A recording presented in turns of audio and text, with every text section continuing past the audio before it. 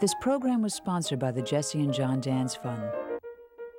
Since 1962, these lectures have been a forum for distinguished scholars of national and international reputation who have concerned themselves with the impact of science and philosophy on man's perception of a rational universe.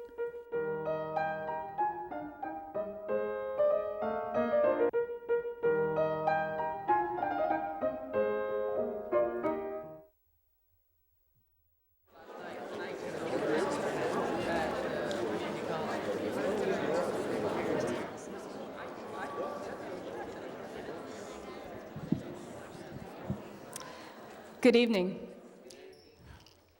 My name is Marcia Landel. I'm the Dean of the Graduate School, and on behalf of the Graduate School of the University of Washington, it's a pleasure to welcome all of you here this evening. We're here this evening because of a very generous gift that was made to the University of Washington over 30 years ago. In 1961, the estate of Mr. John Danz made a gift to the University of Washington to create this lectureship and visiting professorship program. An additional gift was added in 1961 by Mrs. John Danz. The purpose of the gift, as stated by the benefactors, was to bring to the University of Washington and to the citizens of this region distinguished lecturers, scholars, and authorities of international reputation who, and I quote, have concerned themselves with the impact of science and philosophy on man's perception of a rational universe. I think you will agree with me that this was a very generous and far-sighted gift to this community. Before proceeding with this program, I would like to acknowledge a few people who have helped to make this evening possible.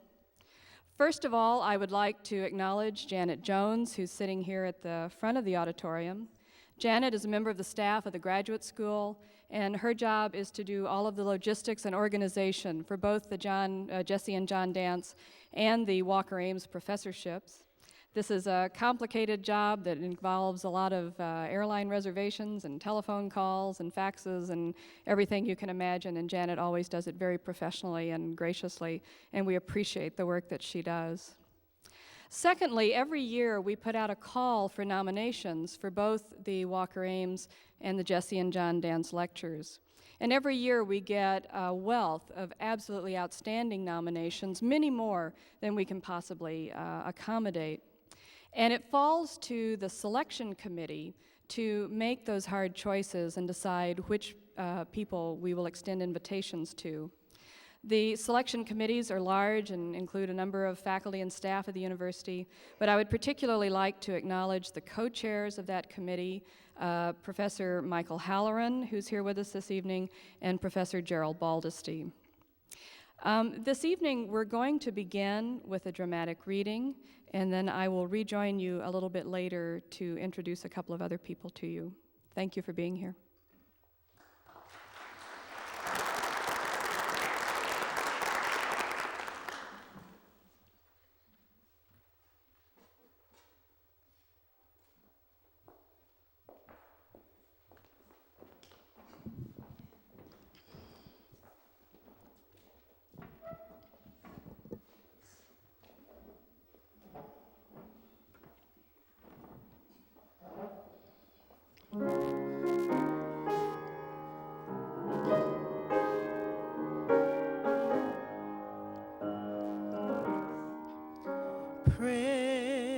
Precious Lord, take my hand, lead me on, let me stand. I am tired, I am weak, I am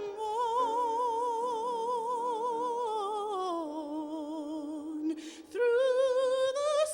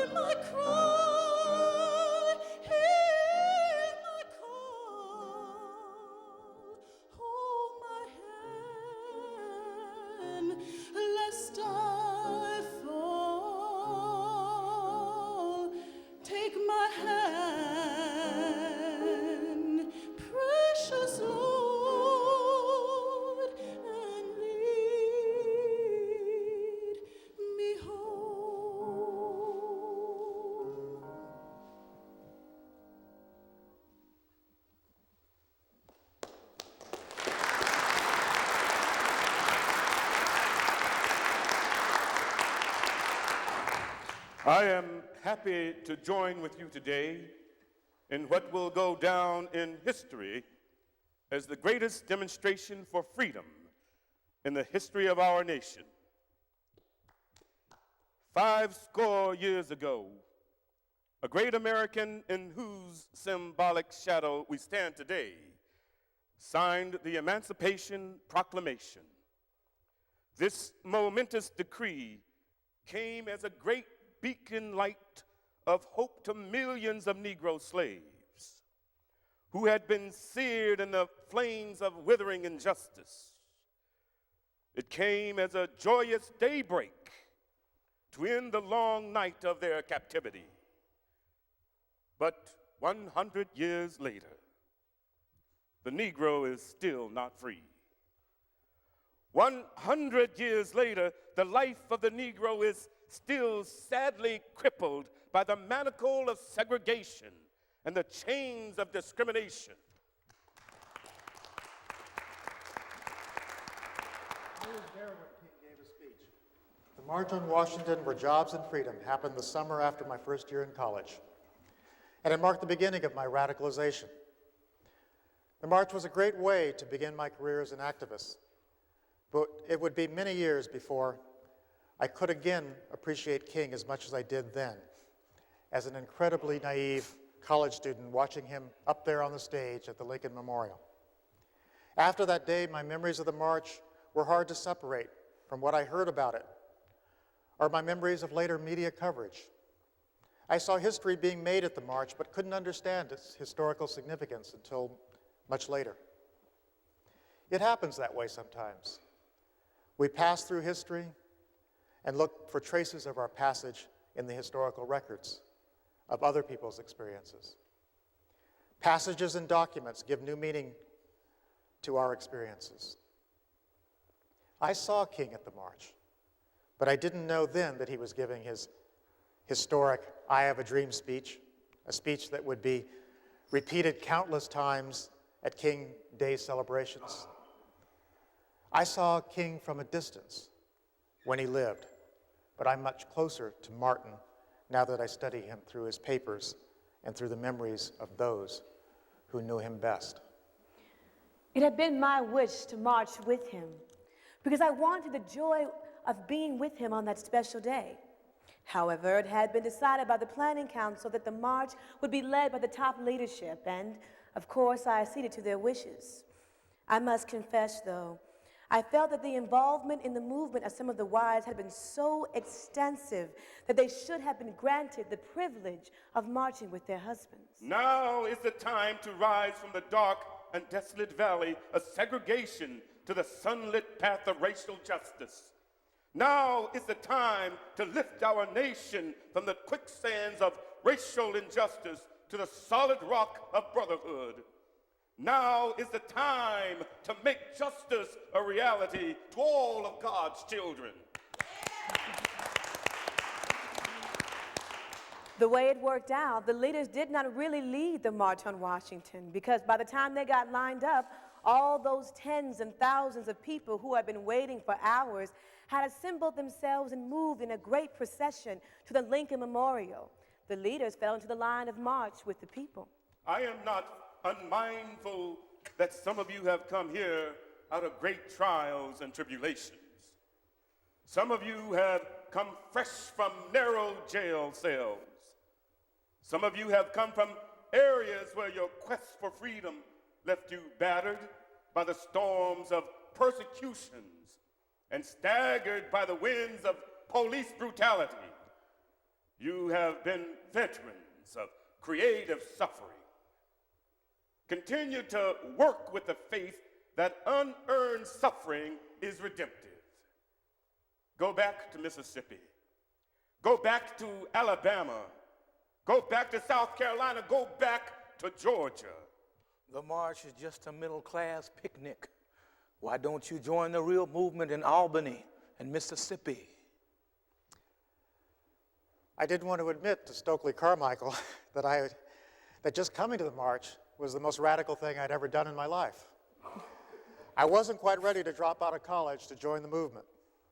But Stokely and the other young militants of the Student Nonviolent Coordinating Committee, or SNCC as it was known, made me aware that King's oratory was only one facet of a freedom struggle that had many extraordinary leaders. I say to you today, my friends, that even though we face the difficulties of today and tomorrow, I still have a dream. While King was having a dream, the rest of us Negroes were having a nightmare. It is a dream deeply rooted in the American dream. The president and the administration in Washington should get Academy Awards for directing the best show of the century. I have a dream that one day this nation will rise up and live out the true meaning of its creed.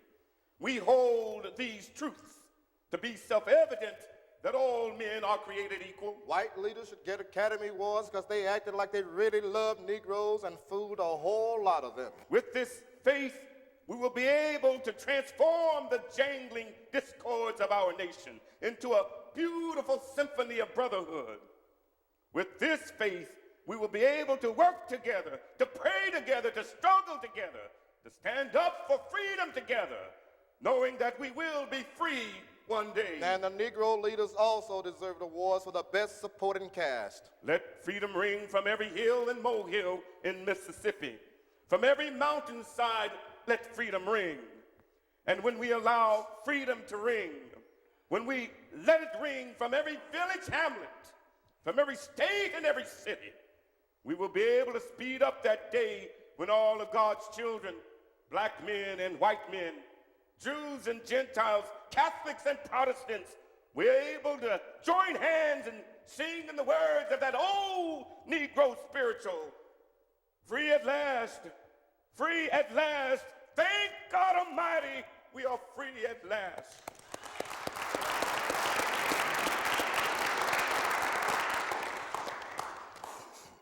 I had never heard about Malcolm X when I attended the march, but his speeches altered my understanding of it and of King.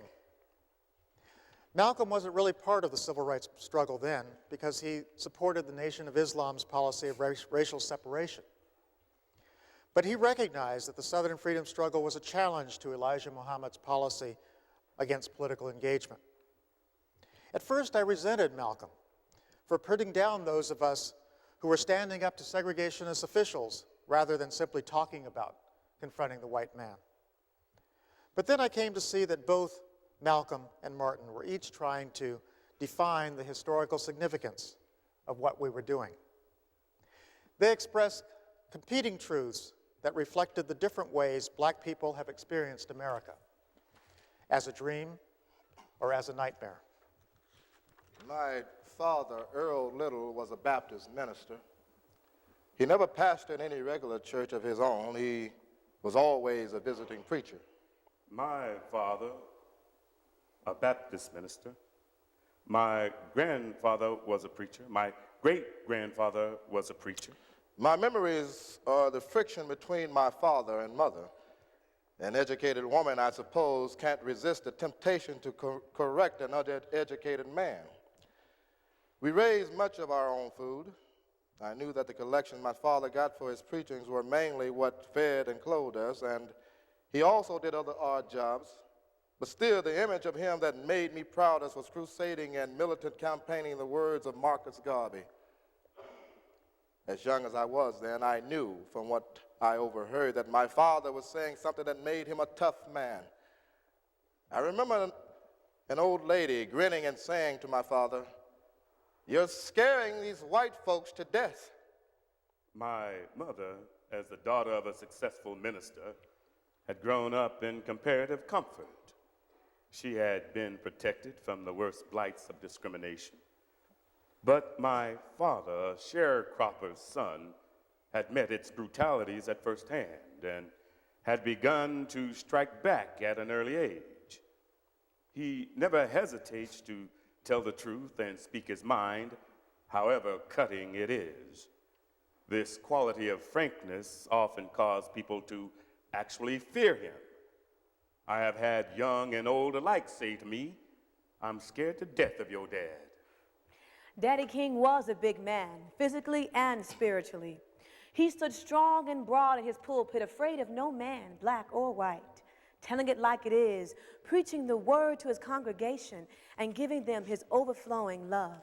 I have rarely ever met a person more fearless and courageous than my father. He had been president of the local NAACP and always stood out in social reform. He led the fight in Atlanta to equalize teachers' salaries and had been instrumental in the elimination of Jim Crow elevators in the courthouse. As pastor of Ebenezer Baptist Church, he wielded great influence in the Negro community and perhaps won the grudging respect of whites. At any rate, they never attacked him physically, a fact that filled my brother and sister and me with wonder as we grew up in this tension-packed atmosphere. Among the reasons my father had decided to risk and dedicate his life to help disseminate Garvey's philosophy among his people was that he had seen 4 of his 6 brothers die by violence, 3 of them killed by white men, including 1 by lynching. It was one morning when we children at home got the word that he was dead. I was 6. I can remember a vague commotion. The house had filled up with people crying, saying bitterly that the white-black legion had finally gotten him. So there we were. My mother was 34 years old now, with no husband, no provider or protector to take care of 8 children. I have never experienced the feeling of not having the basic necessities of life. This is not to say that I was born with a silver spoon in my mouth. Far from it. My father always had sense enough not to live beyond his means. So for this reason, the first 25 years of my life were very comfortable years. If I had a problem, I could always call Daddy. Things were solved. Life had been wrapped up for me in a Christmas package. One day, something happened which was to become the first major turning point of my life. Somehow, I happened to be along in the classroom with Mr. Ostrowski, my 8th grade English teacher. I was one of his top students, one of the school's top students, but all he could see for me was the kind of future in your place that almost all white people see for black people. He told me, Malcolm, you ought to be thinking about a career. Have you been giving it thought? The truth is, I hadn't. I never figured out why I told him. Well, yes, sir, I've been thinking I'd like to be a lawyer. Mr. Ostrowski looked surprised, I remembered, and leaned back in his chair and clasped his hands behind his head. He kind of half smiled and said, Malcolm, one of life's first needs is for us to be realistic. Now, don't misunderstand me now. We all like you here, you know that. But you've got to be realistic about being a nigger. A lawyer, that's no realistic goal for a nigger. It was then that I began to change inside. I drew away from white people. I wrote to my half-sister Ella in Boston, not saying why. I told Ella I wanted to come there and live.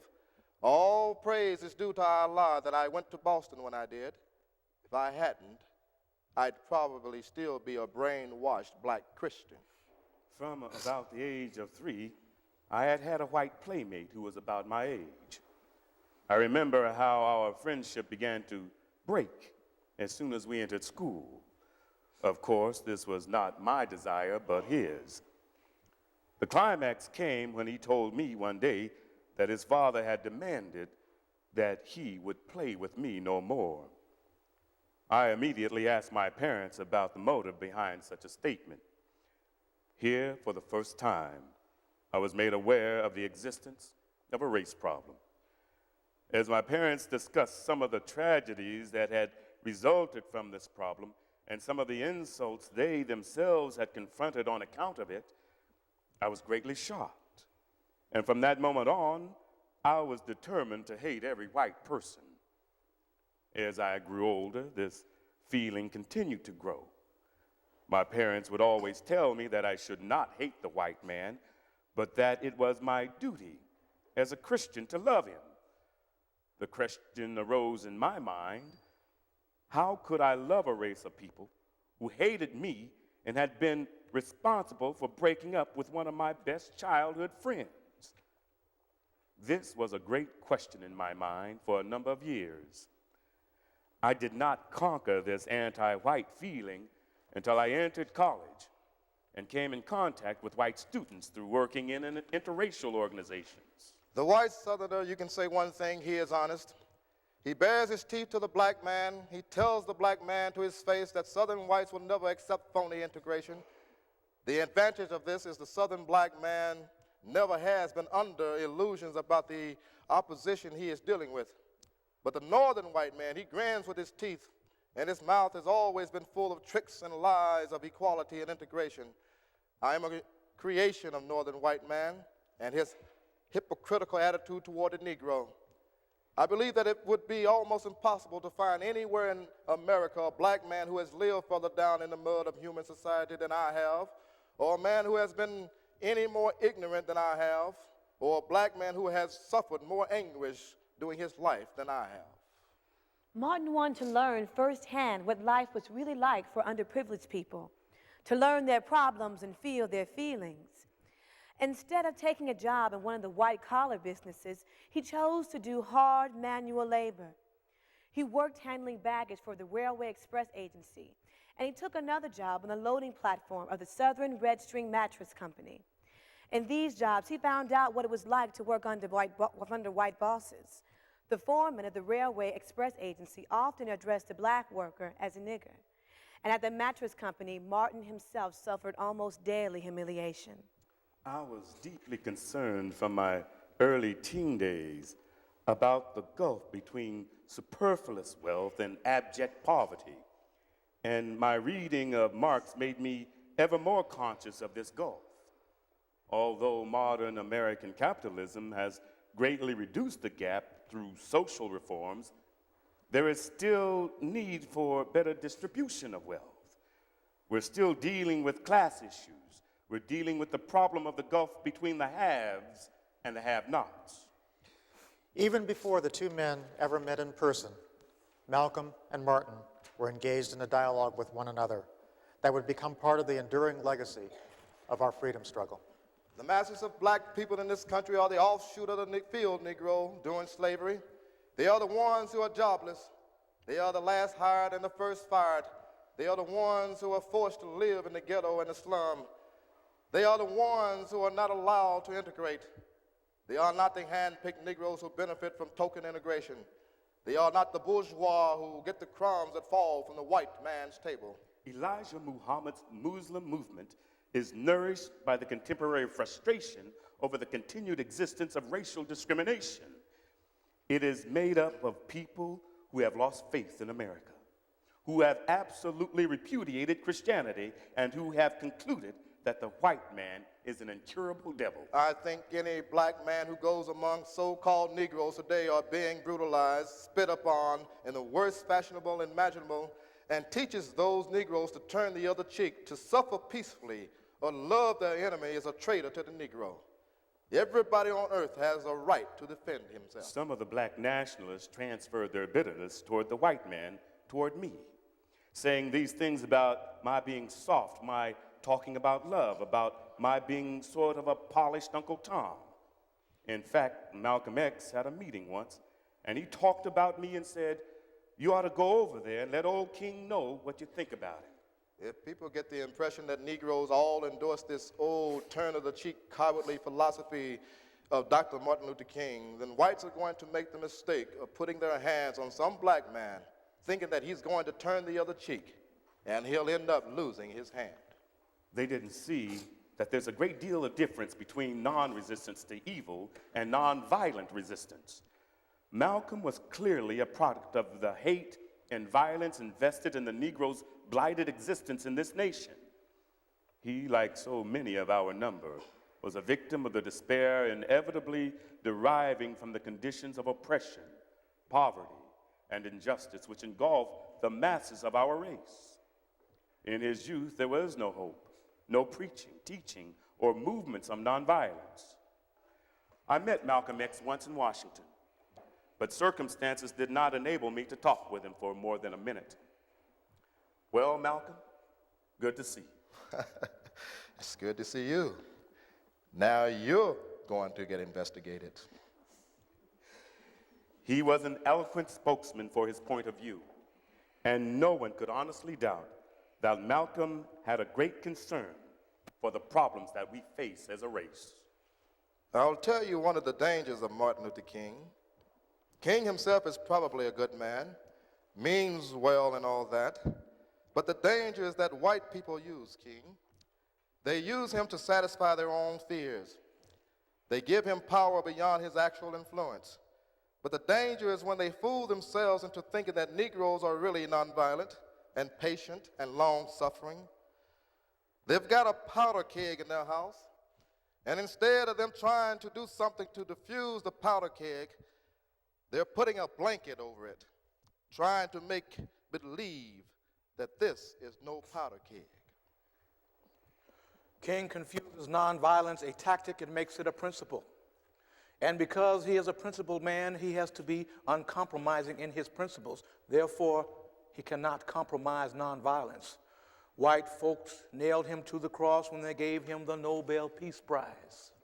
I accept the Nobel Prize for Peace at a moment when 22 million Negroes of the United States of America are engaged in creative battle to end the long night of racial injustice. I believe that even amidst mortar bursts and whining bullets, there is still hope for a brighter tomorrow. King's got the prize, we got the problem. I don't want the white man giving me medals. If I'm following a general and he's leading me into battle and the enemy tends to give him awards, I get suspicious of him, especially if he gets a peace medal before the war is over. Martin might have been a great orator, but it seems as if Malcolm often had the best lines. Martin's nonviolent strategy achieved civil rights victories, but Malcolm gave black people the psychological rewards of rhetorical vengeance. I often wish that he could talk less of violence, because violence is not going to solve our problem. In his litany of articulating the despair of the Negro without offering any positive, creative alternative, I feel that Malcolm has done himself and our people a great disservice. Fiery, demagogic oratory in the black ghettos, urging Negroes to arm themselves and to prepare to engage in violence, as he has done, could reap nothing but grief. As the Southern black struggle became increasingly intense during 1963 and 64, Malcolm became more and more dissatisfied with the apolitical stance of his mentor, Elijah Muhammad. He began to hear black people say, "Those Muslims talk tough, but they never do anything unless somebody bothers Muslims." Wherever black people committed themselves in the Little Rocks and the Birminghams and other places, militant, disciplined Muslims should also be there for all the world to see and respect and discuss. In March 1964, Malcolm declared his independence from the Nation of Islam and increased his efforts to forge ties with militant elements in the civil rights movement. The present racial crisis in this country carries within it powerful destructive ingredients that may soon erupt into an uncontrollable explosion. The seriousness of this situation demands that immediate steps must be taken to solve this crucial problem before the racial powder keg explodes. A racial explosion is more destructive than a nuclear explosion. A united front involving all Negro fascist elements and their leaders is absolutely necessary. I am not out to fight other Negro leaders or organizations. I have forgotten everything bad that the other leaders have said about me, and I pray that they can also forget the many bad things that I've said about them. As leaders, we must stop worrying about the threat that we seem to pose to each other's personal prestige and concentrate our united efforts towards solving the unending hurt that is being done daily to our people here in America. If capitalistic Kennedy and communistic Khrushchev can find something in common on which to form a united front despite their tremendous ideological differences, It is a disgrace for Negro leaders not to be able to submerge our minor differences in order to seek a common solution to a common problem posed by a common enemy. But Malcolm did not find it easy to heal the wounds of the past. He came down to Selma and said some pretty passionate things against me, and that surprised me, because after all, it was my own territory down there. I thought I would pass through Selma and get a good closer look at the condition of our people in this country. Around the 1st of February, Martin and Ralph Abernathy led a march to the Selma courthouse to protest the difficulty of registering Negro voters. They were all arrested. During the 5 days they were in prison, I went to Selma to see them and to participate in the struggle. The day we arrived at Brown's Chapel for a noonday mass meeting, Andy Young came up to me and said, "You're going to have to come inside and greet the people because Malcolm X is here and he's really roused them." I gave a short inspirational speech emphasizing the nonviolent approach. After I spoke, I was introduced to Malcolm for the first time.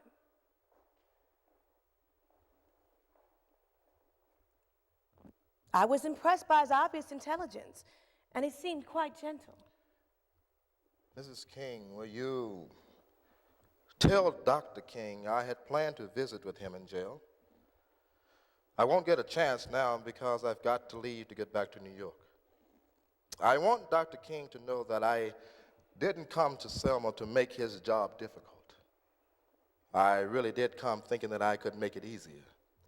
If the white people realize what the alternative is, perhaps they will be more willing to hear Dr. King.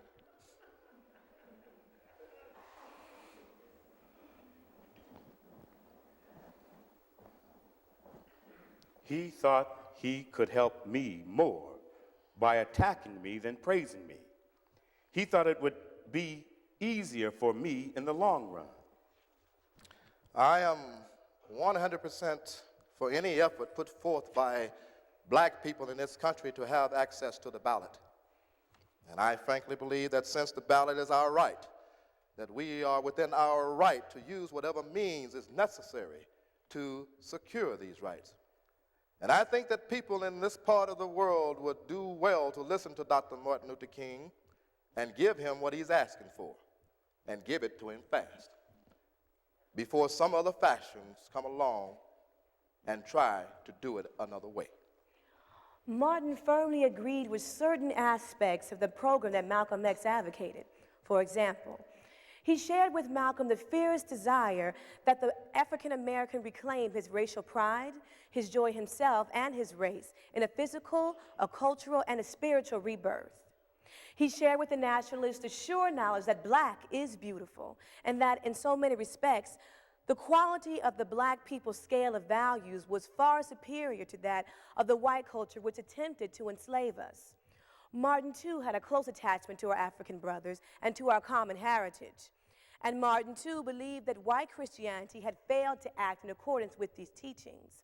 However, my husband felt that it was not the Christian ethic that must be rejected, but those who failed Christianity must be brought through love to brotherhood for their own redemption as well as ours.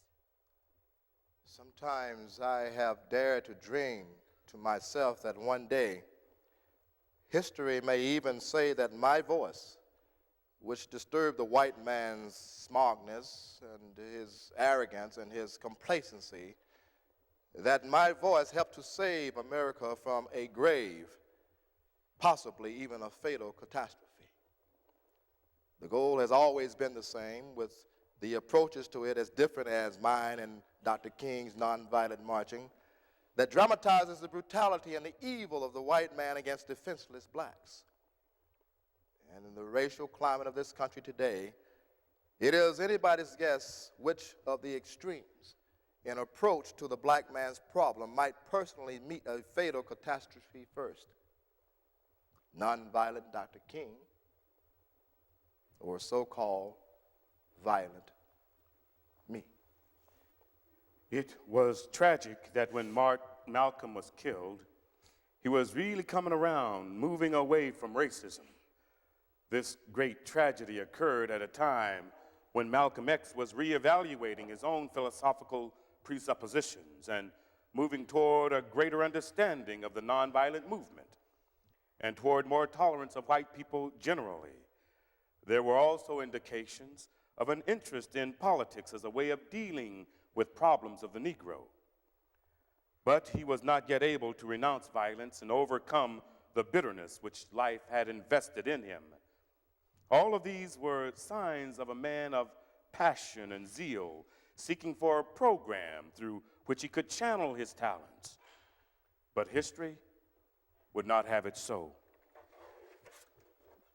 A man who lived under the torment of knowledge of the rape of his grandmother and murder of his father, and under the conditions of the present social order, does not readily accept that social order to seek to integrate into it. The death of Malcolm X affected me profoundly. Perhaps it was because I had just met him, and perhaps it was because I began to understand him better. Martin and I had began to reassess our feelings toward him. We realized that since he had been to Mecca and had broken with Elijah Muhammad, he was moving away from hatred toward internationalism and against exploitation. I know that though he never said so publicly, Malcolm X had deep respect for Martin. He recognized that Martin was unique, not alone in talent or eloquence, but in fearlessness and courage. Malcolm admired manhood, and he knew how supremely Martin exemplified it. I always had a deep affection for Malcolm and felt that he had a great ability to put his finger on the existence and the root of the problem. When Malcolm was assassinated, I was in Los Angeles, working with the Nonviolent Action Committee of South Central LA. Within a few months of his death, his ideas suddenly gained a popularity far beyond anything he had experienced in his lifetime. In August 1965, the uprising in South Central demonstrated that many urban blacks were following Malcolm's lead. Martin came to Watts to try to convince skeptical residents of the validity of his nonviolent philosophy. Martin told us after his trip to Watts that as he walked the streets those terrible nights, the people, young and old, would gather and listen to him thoughtfully and sympathetically. Of course, the problem was that it was physically impossible to get to see most of the people, and that once a riot starts, the violence multiplies upon itself, and tragedy is almost inevitable.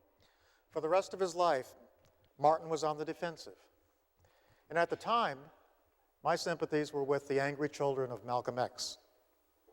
I would only later understand Martin's courage and commitment during this difficult period, when he was caught in the middle between those who criticized him for his anti-war stands and his poor people's campaign, and those who saw him as insufficiently militant.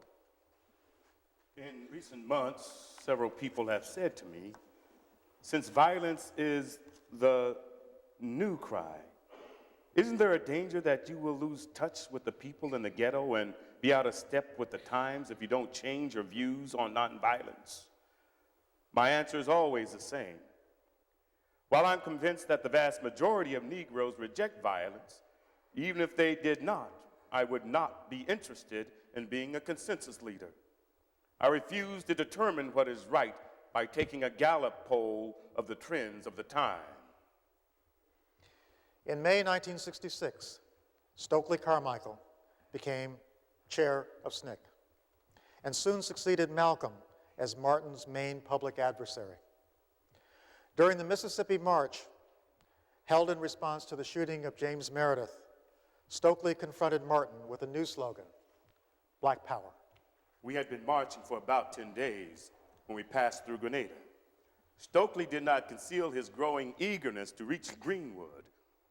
This was SNCC territory, in the sense that the organization had worked courageously there during the turbulent summer of 1964. As we approached the city, large crowds of old friends and new turned out to welcome us. At a huge mass meeting that night, Stokely mounted the platform.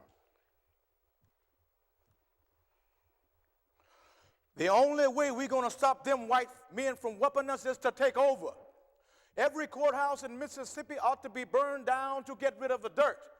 We've been saying freedom for 6 years and we ain't got nothing. What we're going to start saying now is black power.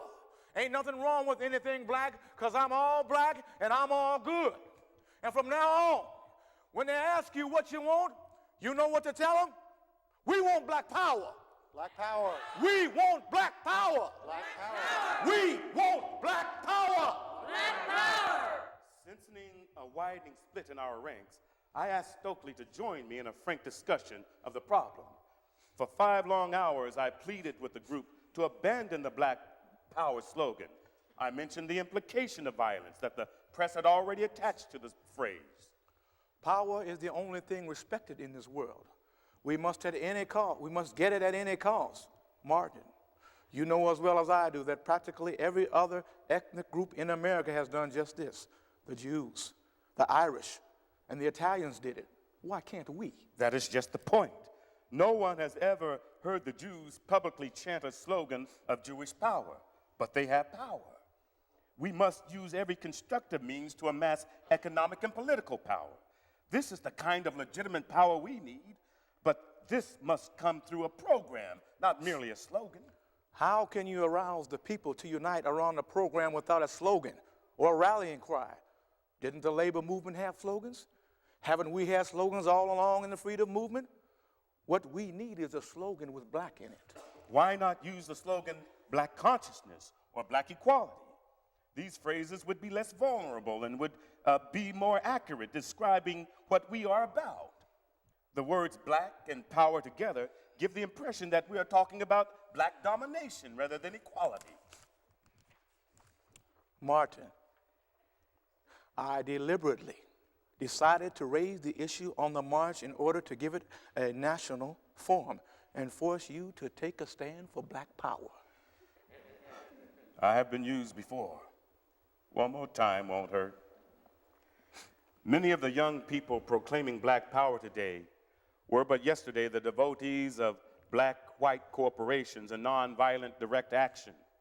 If Stokely Carmichael now says that nonviolence is irrelevant, it is because he, as a dedicated veteran of many battles, has seen with his own eyes the most brutal white violence against Negroes and white civil rights workers, and he has seen it go unpunished. Black power is a psychological call to manhood with a spirit straining toward true self-esteem. The Negro must say to himself and the world, I am somebody. I have a rich and noble history. This is positive and necessary power for black people. I had a great deal of respect for King, a great deal of respect. Because I had seen King, I had seen him on the front lines. Martin taught us to confront the enemy without fear. I have seen his courage. I had seen him when in mass meetings in the South when the police just came in ruthlessly and everybody was shaking and shivering with fear. So I have a great deal of respect for him. He's not an opportunist. No. The people loved Martin Luther King Jr. They loved him. I've seen people climb over each other just to say, I touched him. I touched him. I had to follow in his footsteps when I went there. The people didn't know what SNCC was. They just said, you one of Dr. King's men? Yes, ma'am, I am. Before I was a civil rights leader, I was a preacher of the gospel. This was my first calling, and it still remains my greatest commitment. I have no other ambitions in life but to achieve excellence in the Christian ministry. I don't plan to run for political office, and what I'm doing in this struggle, along with many others, grows out of my feeling that the preacher must be concerned about the whole man, not merely his soul, but his body. It's all right to talk about the streets flowing with milk and honey in heaven, but I want some food to eat down here. And any religion that professes to be concerned about the souls of men and is not concerned about the slums that cripple the souls, the economic conditions that stagnate the soul, and the city governments that may damn the soul is a dry, dead, do-nothing religion in need of some blood. The last time I saw him was in 1966. I noticed that he spoke with far less energy than he had at the March on Washington 3 years earlier. He looked tired and spoke more slowly and deliberately than I remember from seeing him earlier. It was as if his words carried the weight of unfulfilled dreams. Some years ago in Washington, on a sweltering afternoon in August, I strived to tell the nation of a dream I had. And I must honestly say to you that since that afternoon, I have constantly watched my dream turn into a nightmare. I saw my dream shattered. Yes, I saw my dream shattered when the riots developed in Watts. But I still have a dream. I still have a dream that in spite of the madness of militarism and the escalation of wars, nations will not rise up against nations and will study war no more. I still have a dream that one day the rat-infested slums of our nation will be plowed into the junk heaps of history, and Negroes and whites will stand side by side in decent sanitary housing. I still have a dream that one day, right here in this land, justice will roll down like water and righteousness like a mighty stream. By 1966, it had become apparent to Martin that not only was the Vietnam War wrong, but that it was engulfing huge sums of money that could otherwise be spent on fighting poverty. Martin planned to make his first speech devoting entirely to Vietnam on April 4th, 1967, at the Riverside Church in New York City. I had made a statement back in 1965, and I was criticized and I held back. But this time I vowed I would not compromise. He had come to the point where he had to speak, and he was willing to accept the consequences. I know the voices that are being raised saying that it's hurting the civil rights movement to take a stand against the war in Vietnam. I agonized a great deal over this whole problem. I thought about civil rights, and I thought about the war in Vietnam. Something said to me, Martin, you've got to stand up on this. No matter what it means, there are times in life when you must take a position that is neither safe nor politic nor popular, but you do it because it is right. That is where I am today. My mind is made up. I will not be intimidated. I will not be harassed. I will not be silent. I will be heard. When I took up the cross, I recognized its meaning. It is not something that you merely put your hands on. It is not something that you wear. A cross is something that you are willing to die for if necessary. It means that you must stand up for truth sometimes. The cross may mean the death of your popularity. It may mean the death of your bridge to the White House. But that is the meaning of the cross, to take it up and bear it. Martin's address was one of the finest and most prophetic speeches he had ever made.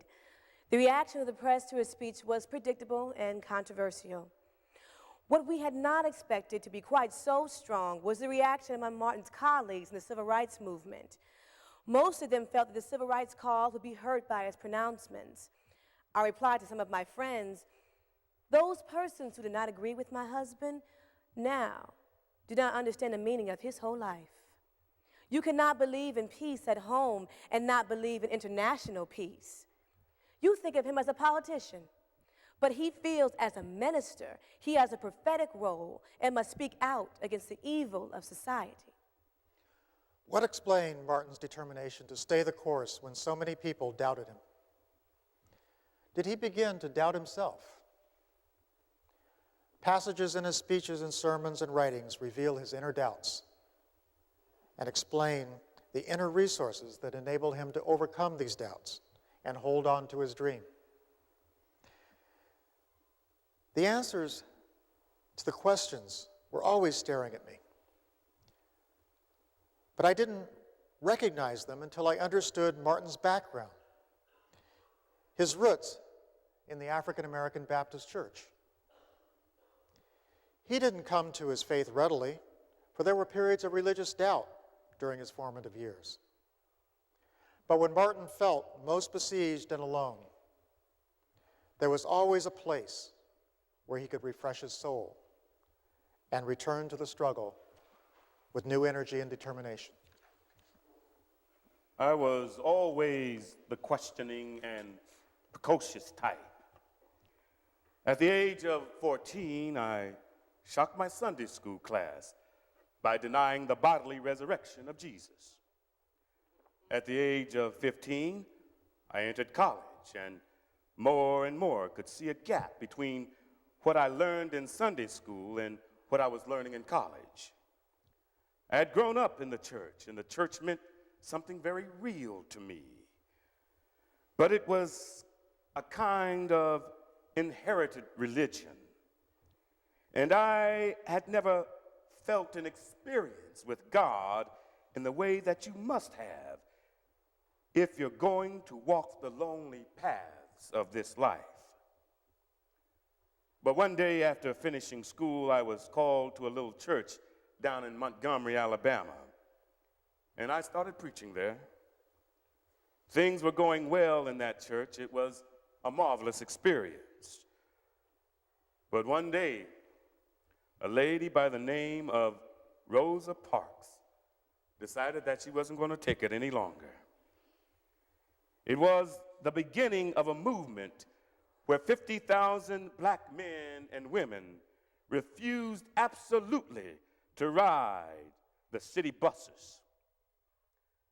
After the white people in Montgomery knew that we meant business, they started doing some nasty things. They started making nasty telephone calls, threatening my life, the life of my family, the life of my children.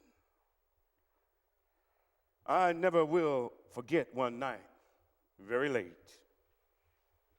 It was around midnight.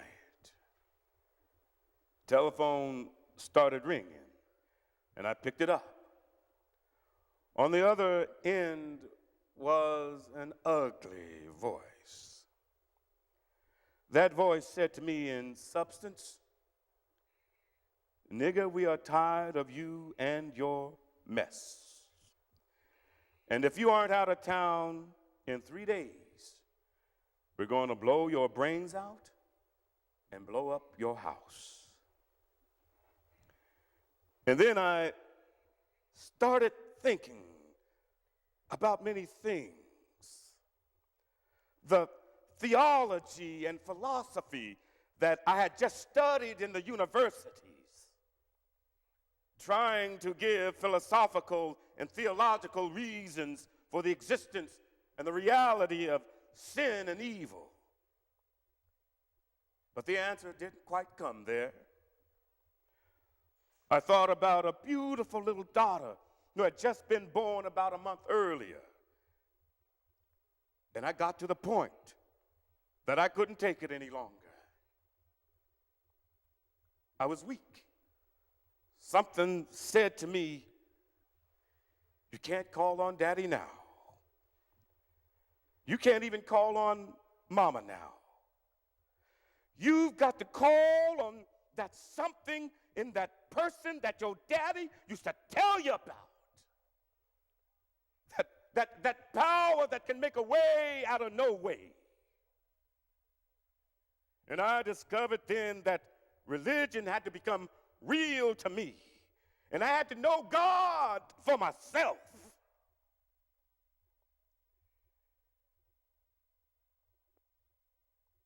Lord,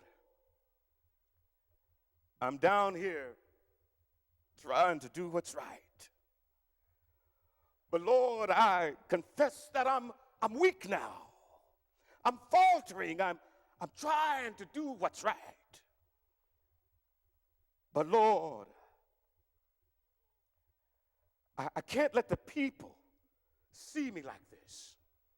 If they see me weak and losing my courage, they will become weak.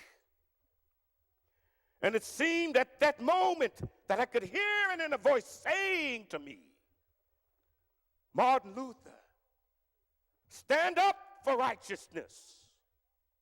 Stand up for justice. Stand up for truth.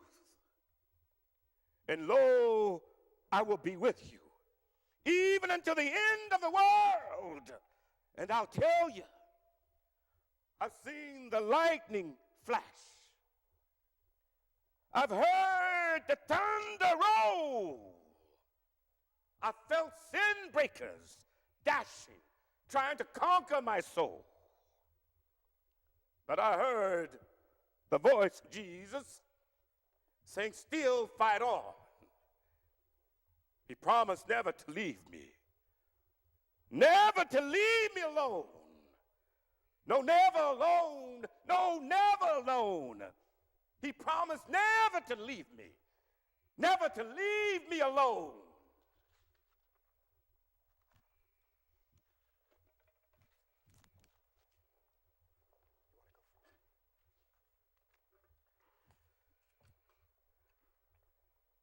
If you have never found something so dear, so precious to you that you will die for it, then you aren't fit to live.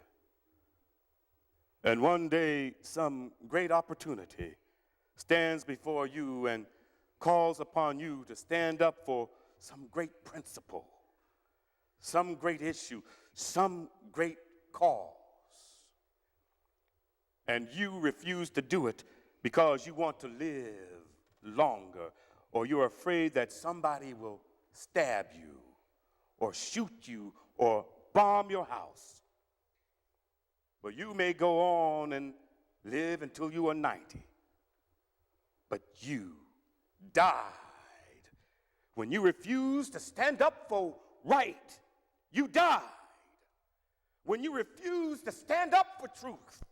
You died when you refused to stand up for justice. Don't ever think that you're by yourself. Take a stand for what you think is right.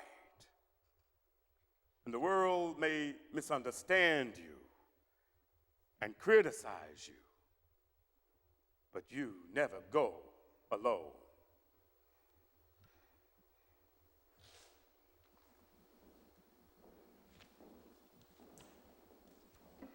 If I can help somebody as I pass along, if I can cheer somebody with a word or song, if I can show somebody that is traveling wrong, then my living shall not be in vain. If I can do my duty as a Christian ought, if I can bring salvation to a world abroad, if I can spread the message that the Master taught, then my living shall not be in vain.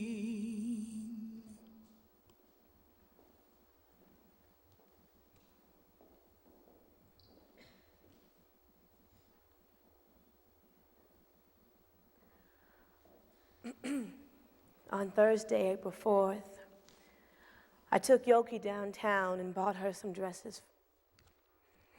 I had not been home very long when the telephone rang. It was Jesse Jackson.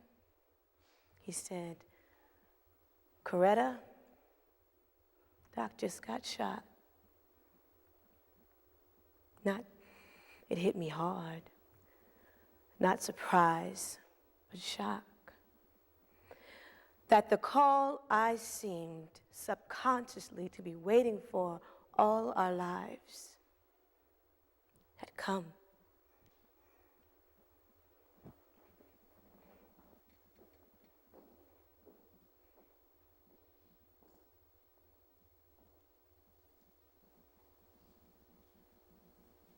Every now and then, I guess we all think realistically about the day when we will be victimized. And what is life's common denominator? That's something called death. And I think about my own funeral. I ask myself, what is it that I once said? I'd like somebody to mention that day that Martin Luther King Jr. tried to give his life serving others. I'd like for somebody to say that day that Martin Luther King Jr. tried to love somebody. Yes, if you want to say that I was a drum major, say that I was a drum major for justice. Say that I was a drum major for peace. I was a drum major for righteousness. And all the other shallow things will not matter. I won't have any money to leave behind. I won't have the fine, luxurious things of life to leave behind. But I just want to leave a committed life behind. And that's all I want to say. If I can help somebody as I pass along, if I can cheer somebody with a word or a song, if I can show somebody he's traveling wrong, then my living will not be in vain.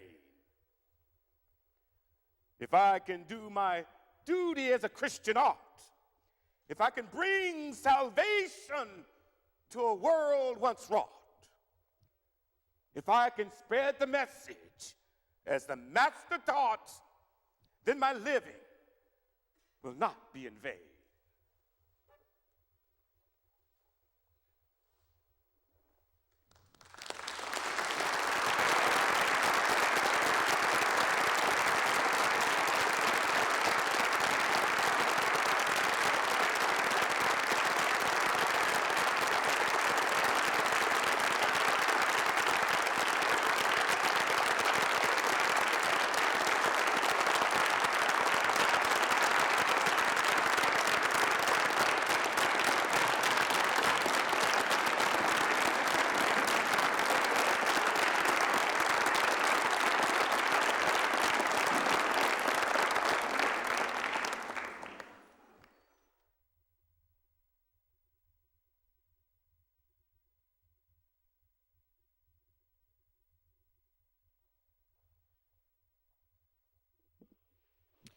Well, I think all of you will join me in thanking this fine group of actors and musicians and writers for a really inspirational evening. Now,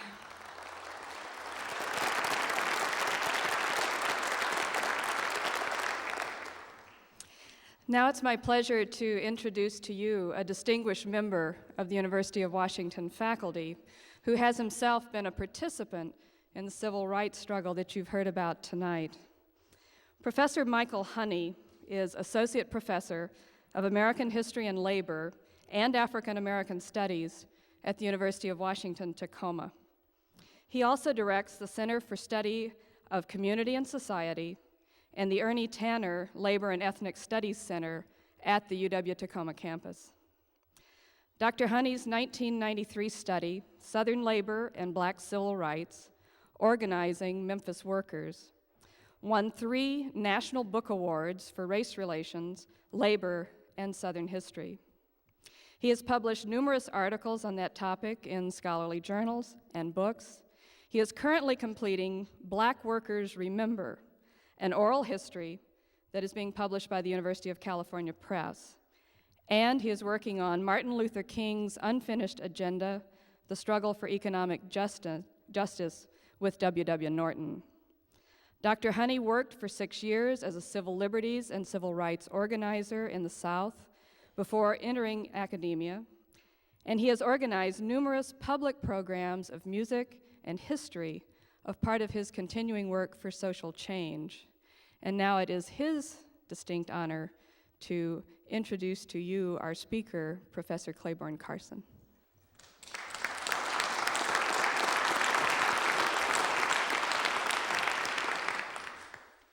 Claybourne Carson is professor of American history at Stanford University. He's been honored with numerous fellowships as well as distinguished lectureships at American University, University of California, Berkeley, and Emory University. He has a long and distinguished scholarly career, writing dozens of articles and publishing more than half a dozen books. With the help of his partner Susan and students and staff at Stanford, he is currently editing Dr. Martin Luther King's papers, which are expected to run to 14 volumes being published by the University of California Press. Dr. Carson is both a scholar and a continuing active participant in African American political movements. His thought-provoking historical work concerns not only our collective past, but our hoped-for future. As a lecturer, author, editor, and advisor to filmmakers, he has been a faithful chronicler of the freedom struggle and has helped to shape our understanding of how social change comes about. He first opened our eyes to the power of group-centered leadership and grassroots organization through his 1981 study in Struggle, the Student Nonviolent Coordinating Committee, and the Black Awakening of the 1960s, winner of the Frederick Jackson Turner Award of the Organization of American Historians. As he has done ever since, in that book, Dr. Carson examined the complexities of both individual and group struggles to create solidarity and movements for equal rights and justice within the context of a history that is denied both to most African Americans. He presents no simple answers as to how movements for change succeed or how individuals can be most effective. Out of the past freedom struggles, he does, however, offer us models and ways of thinking which both implicitly critique our current values in politics and offer us a vision of hope for the future. In this way, Dr. Carson carries forward the best legacy of both the Civil Rights Movement and Martin Luther King. Dr. Carson helps us to see King not as an icon, but as an individual who was criticized as well as praised by others in the movement, and who came to consciousness and leadership as part of the complex history of black political struggles. Leadership for King was not preordained and was always contested. For as Ella Baker told us, Martin Luther King did not make the movement made Martin Luther King. In the 3 volumes of King's writings and letters Dr. Carson and his colleagues have published, we see the steps by which King evolved from a young man raised in the rich traditions of the Black Southern Church to a minister and a PhD in theology, and a preeminent leader who not only articulated the values of grassroots people, but the highest values of American democracy. In this, our 30th year since the passing of Martin Luther King, the work of Dr. Carson and his colleagues to deepen our understanding of King's context and legacy is more important than ever in an era of increasingly global racial and ethnic division, sexism, homophobia, violence, poverty, and class injustice. My thanks to Clay Carson and to Susan Carson, who's with him here tonight, who's the managing editor of the Martin Luther King Papers, for coming to the University of Washington to present passages of Martin Luther King. We now have an opportunity to talk further with Dr. Carson about the King legacy. Please join with me in welcoming Claybourne Carson.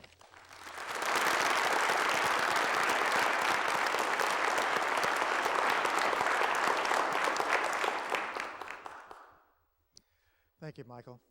It's really an honor to get an introduction from Michael because I've known him for a good while and really admired his work. It's really great to be here and to give thanks to him also for being a good host. I'd also like to thank Janet Jones, who has, I think, earned her money this week. I don't know if anyone... She seemed to take everything in stride when I told her I didn't want to do a traditional lecture. I wanted to do a dramatic reading, and she said, okay, you know. Sure, she had some doubts about it, but serving as the producer of this play, I think, was beyond the call of duty. I'd also like to take the opportunity.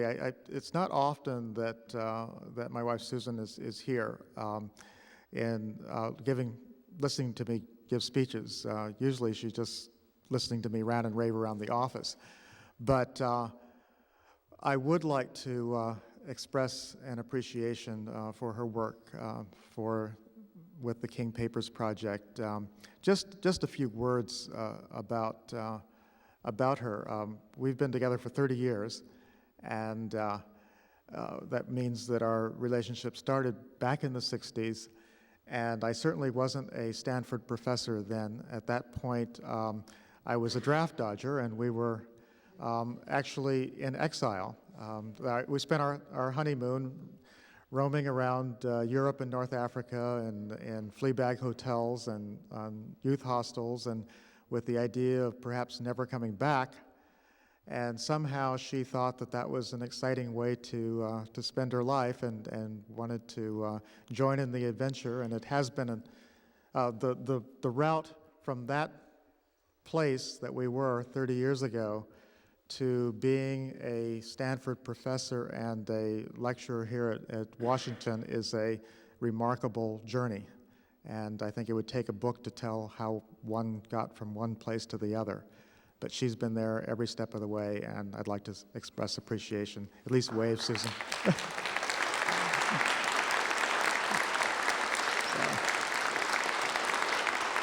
I know she's also very shy, so I didn't forewarn her on this. But just a few words about the play. I'm really interested in getting your feedback. I wanted to explain, first of all, what it is. It's an adaptation of a play that we produced, the Stanford Drama Department at Stanford in 1993. And it's quite different as a play.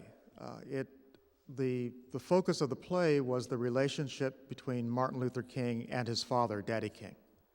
As you notice, Daddy King is not even a character in this adaptation we have here, because I decided for the purposes of this audience and this time requirement that we start in 1963, as opposed to going back to where Martin Luther King Sr. enters the picture, because he was there before there was a Martin Luther King Jr., and I think this is what gives his story particular weight, he was there after the assassination. So he was there before, he was there after, he was there in Ebenezer Baptist Church before Martin, of course, was there. So the play has to do with that relationship of a son and a father who is also a social gospel preacher. That powerful presence of Daddy King, I think, pervades Martin Luther King's life. My own feeling is you can't understand Martin Luther King without understanding, I think, as he says in the reading, I was the son of a Baptist preacher, the grandson of a Baptist preacher, the great-grandson of a Baptist preacher. And I think that understanding that and what that meant to him growing up is a long way toward understanding the sources, the resources that Martin Luther King could fall back on. When he couldn't call on Daddy anymore, he could call on that God that Daddy told him about. So beyond that, I think that the play reflects a certain feeling about Martin Luther King's place in the movement. I don't think you can understand Martin Luther King in isolation. I think one of the objections I have to the way in which King Day celebrations often take place is they focus on King as an individual. As Michael just said, King didn't make the movement. If it hadn't been for Rosa Parks, none of us would be here today. He didn't start the Montgomery bus boycott. He became the leader of a movement that was already 100% successful in keeping black people off the buses. So I think that what we need to do in terms of understanding him, and I hope that the reading goes a little ways in that direction, is to understand that these leaders that we hear about, the icons, King, Malcolm, usually diametrically opposed to each other. You got to choose one or the other. My attitude is, why not both? But in any case, it's not King or Malcolm as individuals. As I point out in the reading, both of them were deeply affected by this mass struggle of ordinary black folk who didn't wait for King or Malcolm to tell them to go into the streets and create one of the great mass movements of human history. I think that is the true story. And somehow, if we can get across on the King holiday that the story is about ordinary people and how they created a movement that made possible the emergence of Martin Luther King, that made it possible for Martin Luther King and many other people, myself included, to display our best qualities. One of the common elements of most of the people, and there's some I know in this room right now, who were participants in that movement, is that when I interview them and ask them about, what was that time in your life when you felt that you were working at your maximum? Bob Moses, a great leader in the struggle, once compared what organizers do in the struggle to the power of nuclear energy. And what he meant by that was that the nuclear energy is taking a small amount of mass and releasing an enormous amount of energy. If you think about it, that's what the movement was. Learning how to do that, learning how to take a Fannie Lou Hamer in Mississippi, one individual with a third-grade education, and understanding through the context of a movement all of the potential that was wrapped up in that person that would have never been expressed. She would have worked on that plantation in Sunflower County, Mississippi for the rest of her life. And no one would have ever known that here is a woman who could shape the world.